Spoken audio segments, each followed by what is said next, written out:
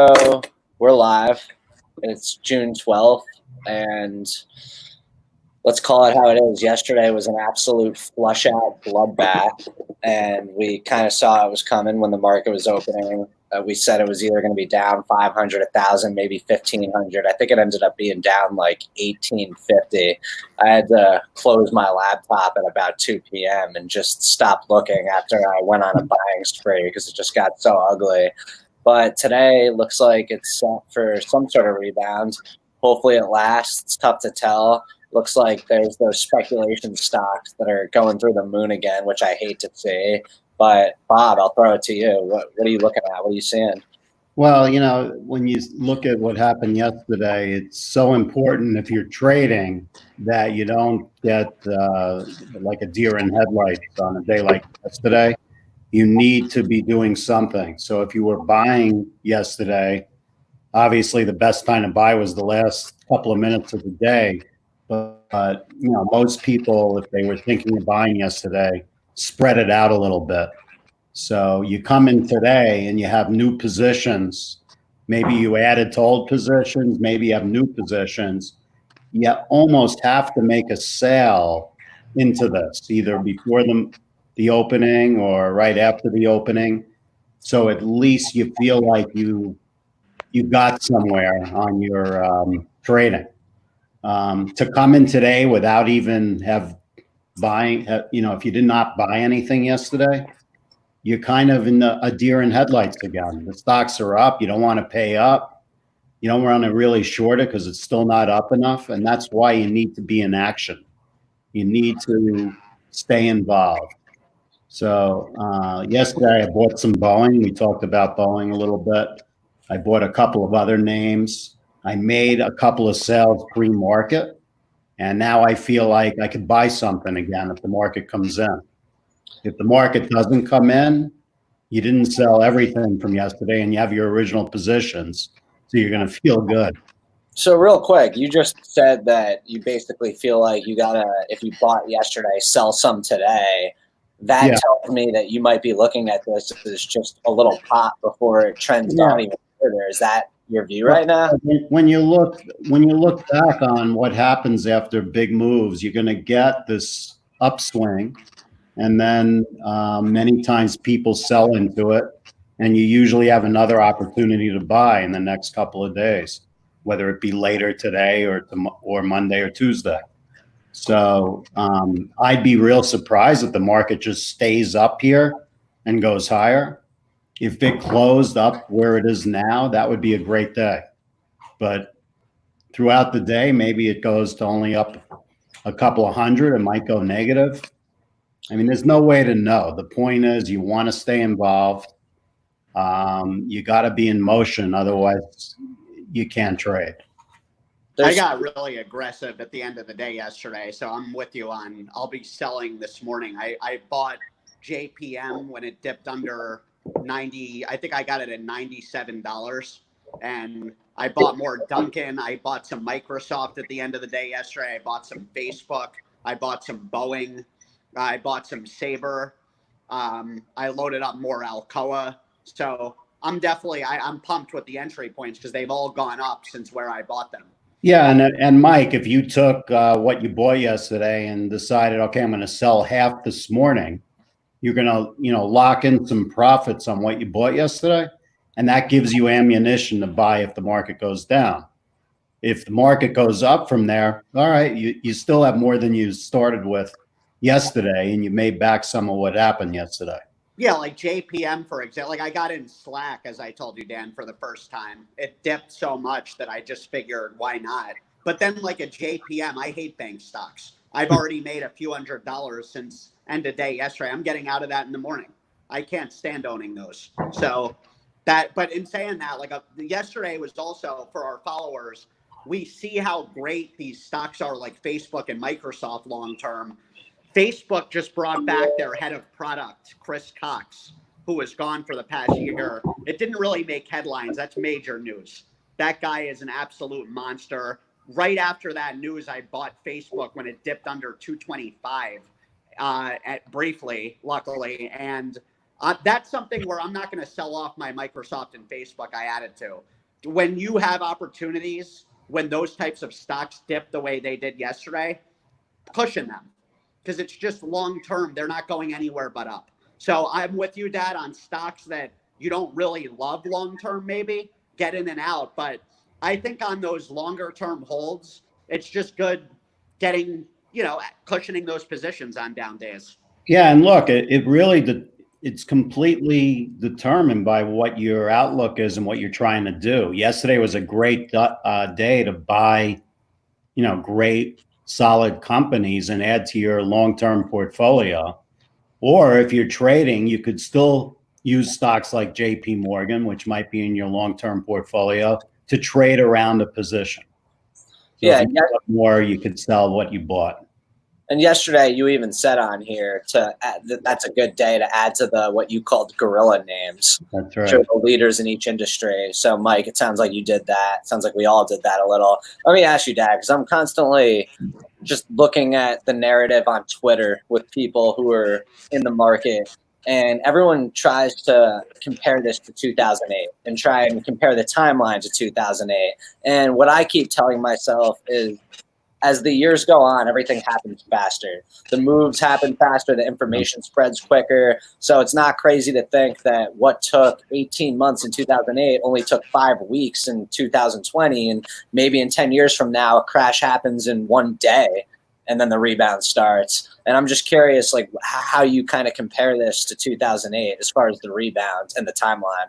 Yeah, well, I think the thing that's similar about 2008 and now is that in 2008, there was very little understanding of exactly what was wrong with the financial system. It took months for people to kind of unravel what was actually going on.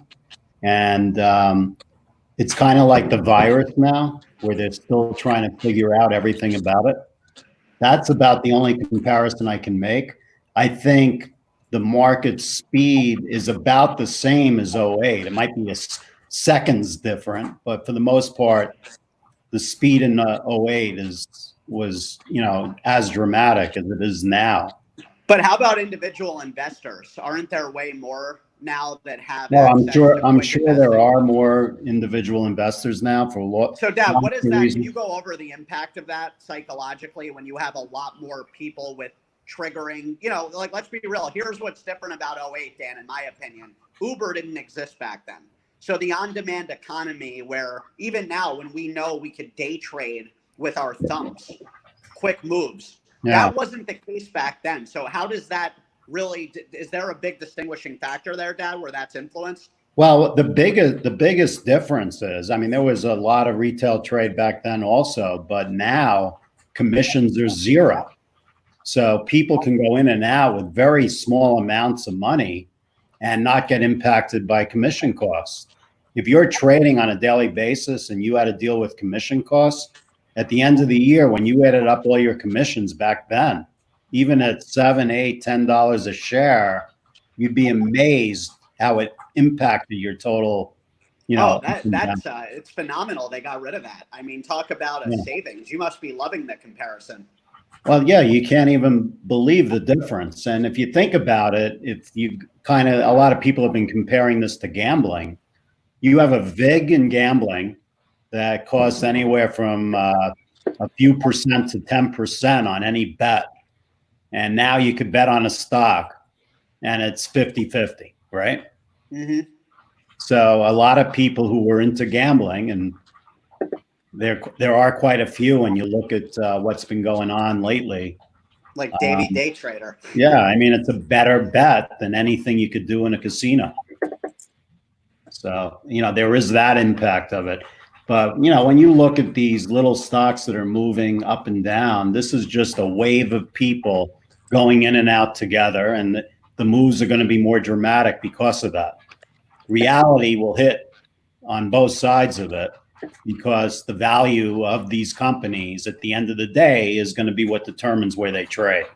In the short term. Now, Dad, when the VIX, Dan, it's interesting you brought that up. Is that spiked again today? Well, no. The reason I bring it up is because this is one of the things I've been monitoring. And at the end of the day, when the VIX is high and normally is a good time to buy. And if you just look historically, the VIX is really, really high right now. And when you say when the VIX is high, it's a good time to buy. Isn't that when the volatility is striking the most? Well, go ahead, Dad. Yeah, the VIX, you would think it's just based on volatility, which technically it is, but it really measures when people are frightened and selling. The VIX goes higher when selling is immense, like yesterday. So you'll see the volatility go up tremendously on a day like yesterday. If the market was up 1,800 today, like it was down yesterday, that VIX would go way down, even though the volatility seems the same. So it should probably be named something other than volatility, but it is true. And when that index gets below 20, things are pretty stable and comfortable. And as it goes higher and higher, it becomes more of a buy signal because it usually doesn't stay in those high levels for long. Yeah. When you say a buy signal, or it means also it's triggering a lot of movements, right? Not necessarily a buy signal. Well, Doesn't that mean things are getting choppy? Well, it is choppy, but it's already been chopped. When it gets up into the 30s, 40s, sometimes you'll see it into the 50s. 60 a few months ago. Yeah, you could almost guarantee by looking back in time that if you bought any time when the volatility was 50 or 60 and you sat back and waited, you would make a lot of money. Yeah, you could almost say the same thing, though, of when the volatility is looking at this chart, really anything above about 20. So you look over time. What'd you say? Over time. Yeah, but if you buy when it's just over 20, you could get burned hard short term because it may go up to 50 or 60 during that time frame, and the market could drop thousands of points. And so you might be right eventually. And that's really the big question, is whether or not we've already seen the bottoms in March, or whether or not, as soon as everybody started to get more bullish, saying that the bottom's in, we're seeing a V shape, that's when you start to question if it's true. I'll tell you one thing that I've been kind of monitoring is, so there's this S&P oscillator that's been out for about 35 years, and it measures how overbought or oversold the market is. And it's very, very accurate all the time. And before what happened yesterday, there's only one time in history that the S&P has been as overbought as it was leading up to yesterday. And that was actually after the 2008 crash in 2009. And it ended up being followed by a day similar to yesterday, but that also marked the beginning of the decade-long bull run. So essentially, you would normally think when the S&P oscillator shows that the market's overbought, that's a bad thing. But when it gets this overbought, history shows it's actually a good thing after it sees that little correction that we saw yesterday. So again, who knows what happens from here? But I will say the roaring 20s happen from here, Dan. We're going to be doubling the stock market this decade. That's what's happening. Well, that's kind of what I'm getting at, is if you do try and compare this to 2008 and 2009, there's two things. One, I think 5 or 6, like if you look at the top 50 stock market corrections of all time, 6 of them happened this year, 6 of them happened in 2008. It's about the same. So like right now, everything that's been happening throughout the last few months is very similar to everything that was happening in 2008, where you have these massive swings. And if history does repeat itself, we all know 2008 was followed by one heck of a bull run that led us all the way really up until this virus. Yeah, I think we'll be getting to 60,000, the Dow, this decade. That's my prediction. By the end of this decade, we'll be there. But, again, you got to keep in mind on a day-to-day basis, you could feel like the world's coming to an end, like yesterday. Well, that's when you're jumping in the volcano, right? When the world's coming to an end, you might as well be there to see it through, because it's a win-win. If it's coming to an end, we won't know anyway. So that's why I love those days, because I'm like, oh, shit, I want to jump off a bridge. I need to buy stock. Yeah. That's why I was so aggressive yesterday. I felt like shit doing it. That's why I knew it was good buying times. Yeah, it's very difficult to do that. And today, everyone's feeling like they could breathe, and That's why I'm selling. you can't get complacent. Yeah. Dad, did it give you a certain level of confidence that the S&P seemed to hold that 3,000 level below it for about a second and quickly jumped above it? Did you see that? It went dropped below for a millisecond. Which it shows that maybe is a serious level of resistance for the market. And, I think it broke right through the level of resistance before that. And I think what a lot of the bears were saying on the way up was you need to come down a little to, have a real market. You can't just go in a straight line up. So I also think we weeded out a lot of people yesterday, Dan, with that, how bad the market was, where, there's probably some people hesitant now to just jump back in the way they were the last couple of weeks.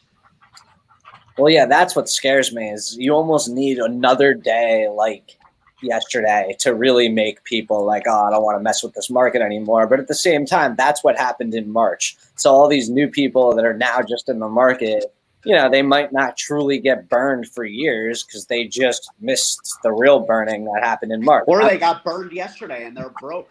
Yeah, but what they've learned from these March situations and past experience is you buy the dips. And, March basically told people that was not a bad strategy to do that. So we'll have to see if they'll do that again. But I think they will. What are the futures doing as we speak right now? Well, the Dow is showing up 600, so the futures are up about 550 on that. There's Peter Tashman. That's pretty massive. Bob, one of these days you're going to learn to put the phone on silent during these Or we should just break you got to show me how to do that. That would be entertaining. What, to get Peter on here? Yeah, definitely. We should bring him on one morning. Go over one of his 4 simple stocks that go through the moon every 3 years. Peter Tashman's the one who introduced the world to Plug, for those of you who don't know, and SSNI, which was a big acquisition, and Camper. To this day, that's my I'm going to get my stock, computer charger. SSNI. I'll be right back, guys. It introduced me to very warm feelings in the market. Dad, whatever happened to those guys? Who's that? I'm sorry. I didn't SSNI. To this day, it's the most money I've made on a stock. Those happen once in a while, but you don't get them too often. When's the next one coming? Who knows when the next? It has to be a 4-letter name, though. That's what I've realized. There's something about 4-letter names and rocket ships. Plug, SSNI, Camp. I mean, So is there a specific sector that either of you guys are looking at today? I mean, you said you're looking to possibly take some profits in the morning just off the trades you made yesterday. I know I'm like in the tech sector, Dan. I think like when you look at, I know I bought some Facebook again yesterday and some Microsoft, but I think those stocks, I know they acted so well during the unknown times. They held everything together, but I think now they have more room to run now that things are getting back. And I'm looking at Facebook as, I think they're about to go on such a tear. If you look at their charts, they're right now trading around where they were back in February. So I'm kind of looking at that company. They are just so set up to win big with video and where they're heading now. I think we're going to start hearing way more about augmented and virtual reality, which they have a stranglehold on, not to mention WhatsApp monetizing. So I think Facebook is a great buy here. I'm expecting this to be reaching all new highs later in the summer.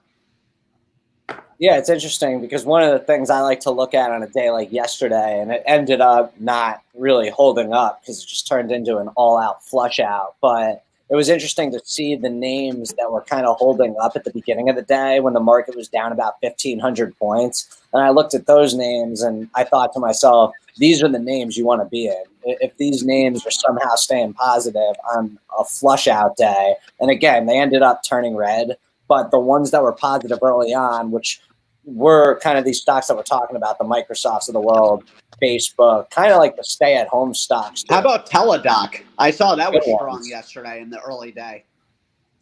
I don't own any Teladoc. I don't either, but this could be a good opportunity for them when you think about the older demographics being afraid of flying until there's a vaccine and what they're going to be doing. We talked about it off air a bit. I think, can you look them up, TDOC? Sure. Wow, look that up. A couple stocks that I bought yesterday. I added to most of my positions, but new positions I took on, Bristol Myers and Dow DuPont were two new positions that I took on, and I feel pretty good about them. Here is Teladoc. This is the 1-year chart. I mean, you know, it looks like it could be possibly poised for another breakout. I think it is. I think their narrative, it's been expedited, their model on a whole nother level with where the world's heading.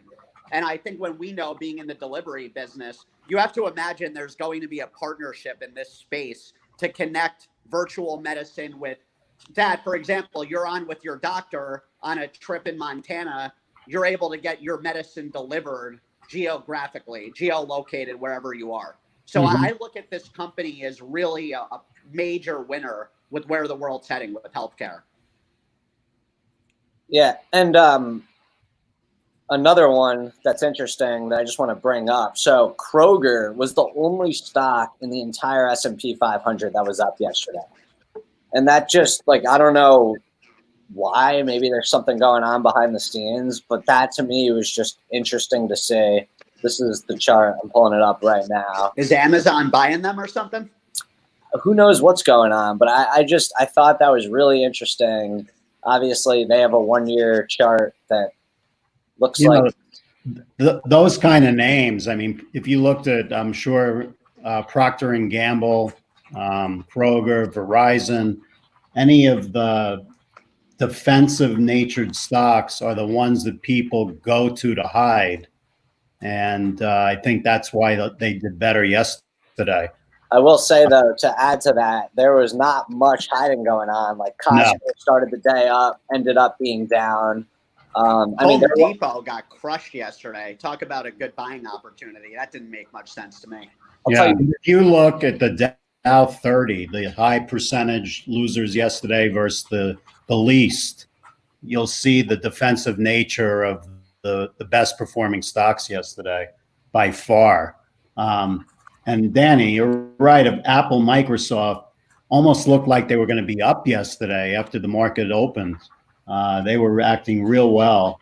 One of the things that I believe happened there was so much margin selling, and people go to the names in their portfolios that they easily could sell off with good profits, you know, to get rid of their margin situation. Which unfortunately, which is just so not the way to do it. Right. If you're forced to sell a position, the last thing you want to do is sell a winning position. And we went over that yesterday. If you're playing margins, make sure you're not dishing off winning long-term bets.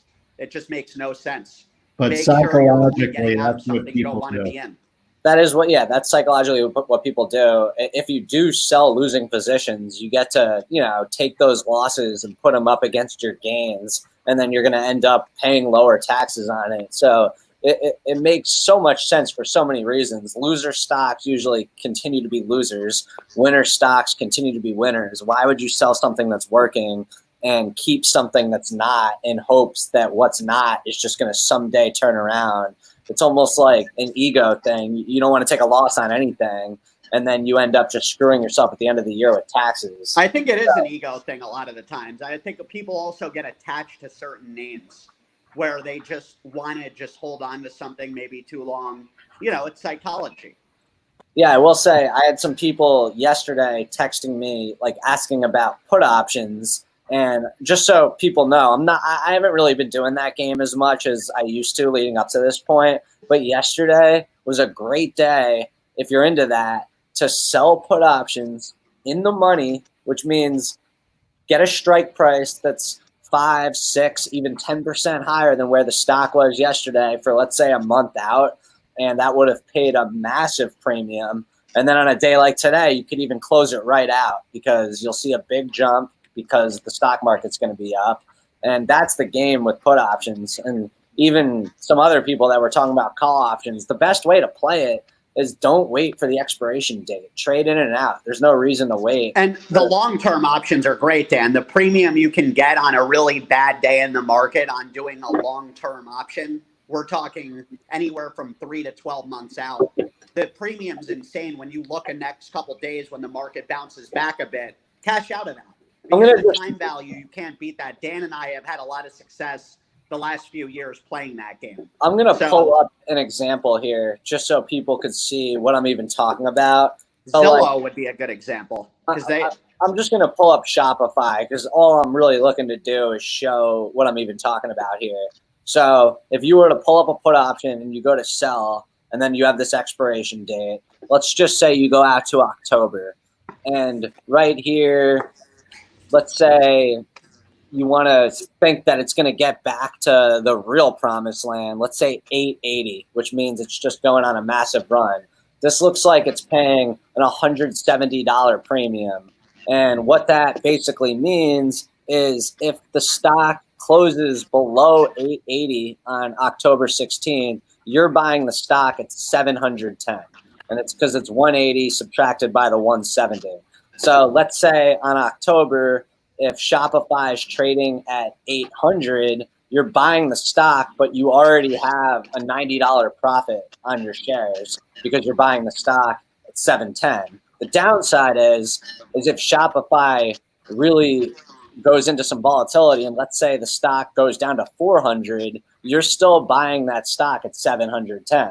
And then all of a sudden you're down $290 per share and it's a real bloodbath. You can get out of it at any time. So if you were to do this now and in a month from now, Shopify's at 810, you're going to be up massively on the option and then you get out. And that's kind of how that works. Each contract, when it says 1 right here, that means 100 shares. That's the limited amount you could do. So normally if you're going to do it, you want to set your limit. You don't want to let the market decide. But just for shits, I'm going to click the market. And you see right here, just one option would pay $19,939. You get that money immediately. That money immediately hits your account. And then you have the option. It shows as negative until it works its way back to 0. And that's the game with the options. Again. And when you look at that, that's basically a $5,000 a month return on your money. And naturally, it's one of those things. Like Dan said, it's risky when you're playing that game. But the beauty of longer term options, you're not committed to sticking with it. So it gives you time. Even like, for example, I did a terrible time Delta move right after Warren Buffett reloaded into Delta a few months ago before shit hit the fan. And I timed it poorly. But it's with the rebound, I know they've given back a little this week. I still can hit that because the option doesn't expire till January. So there's an advantage. It's a bit riskier, in my opinion, doing very short-term options because if things go the other way, you don't really have time to fix it. Yeah, and usually the best time to do these is on a day like yesterday or after a big extended fall in the stock market. If you recall a couple of months ago, they interviewed Mark Cuban on CNBC and they said, "What are you doing in the market?" And he says, "I'm doing some selling of puts." He's doing exactly this because that's a way to buy these stocks even lower when the market's down. And yeah, and it takes away some. If you're going to just go in and buy the market, this gives you an added cushion. And if you have the money set aside, then you're basically buying the stock at a lower price by doing this. It legs and you also for everyone, when you do that, the best way, words of wisdom, is not cashing out the premium. Reinvest it. That's the best angle there, because I've talked to some people that are like, "Oh, that's great. I'll just cash out the premium." That kind of defeats the purpose. I get it if you need some extra income, but that's where it gets dangerous. If you really want to optimize your returns, reinvest that in dominant stocks. Yeah, it all depends what everyone's goal is. The last thing I'll say about that, the reason I love selling puts as opposed to buying call options, which I know a lot of people do, is buying call options. It's essentially a gamble. You're hoping things work out. When you sell a put, you have exposure to the stock. whether or not you want to get in is up to you, but you're buying stock. So if you are in a position where, you know, you're making solid money in life and you know that you have a steady income and you know that in 3 months from now you'll be able to continue to buy more stock, it's a nice way to get paid premiums to be committed to buying stock. And I know I showed an example of in the money, but right here I have pulled up not in the money where I have a $600 strike price with a $41 premium. So if it traded below 600 on October, you'd be buying the stock at $559 and you're getting paid $4,700 to commit to buying the stock. And that's at a 20% lower than it's at where it is now. Yeah, that's what I was just saying. So it's an interesting strategy. It's why I've always loved it, and it's really helped me build up a big base in the market over the last 4 years. So that's it. We're done here. Let's do trades of the day. Dad, you got one? Well, I think this is the kind of day, like we talked about before, that it depends what you did yesterday. I would not buy anything on the opening. It may be right, but it doesn't feel that way right now. I would wait a few hours, maybe, you know, by lunchtime, see what's going on in the market. And I would stick with the same names that we've been talking about before: Alcoa, Boeing, you know, Sabre, you know, JP Morgan, and Chevron if you want to play an oil stock. But those are the names I added to that yesterday. trading with. Okay. Mike? I'm looking at Zillow today. I'm going to monitor to see how the first couple hours. I got back in that position when it dipped under 56 yesterday, and I think that's, you know, they recently got an upgrade target to $80. I think Zillow is a very short-term volatile stock. You take advantage of it on the down days. So I'm looking at adding to my Zillow position based on how the first couple hours act. One thing to note that I wanted to mention is there was a big downgrade upgrade on Tesla and General Motors. Goldman Sachs and Morgan Stanley both making the call, sell Tesla, buy GM. So is it time to buy Tesla? Probably. Yeah, I looked at that and I immediately thought, you know what, it's time to buy Tesla. Dan's computer got rebooted, so he's off. But everyone have a great weekend. Let's make some money here and end the week in the green. Take care. Boom, baby.